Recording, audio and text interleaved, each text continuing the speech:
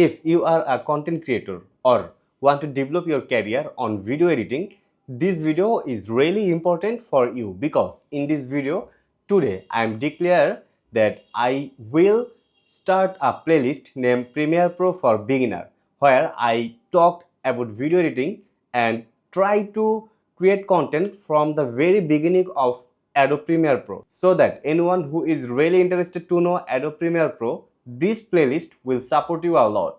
As this is the first video of this playlist, I talked only what is Adobe Premiere Pro and what type of PC configuration do you need to edit with Adobe Premiere Pro. So first of all, what is Adobe Premiere Pro? See, very easy. Adobe Premiere Pro is a video editing software by which you can edit your videos, as simple as it is. Well, we all know that there are a lot of video editing software like CapCut, which is really popular nowadays, and DaVinci Resolve, which is too much professional, and Premiere Pro obviously I'm talking about, and Filmora, blah blah blah, and other software. But in this playlist I will share you Adobe Premiere Pro only. Well, now you may ask me what type of PC configuration do we need?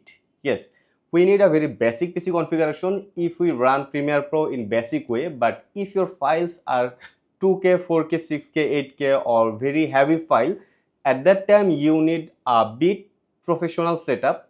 So I do not brief you or I do not share any configuration to you, but give you a link so that you can check the link. Basically the link is provided by Adobe Creative Cloud itself. So you just check that link and you can know what type of minimum PC setup or what type of maximum PC setup you need to operate your Premiere Pro.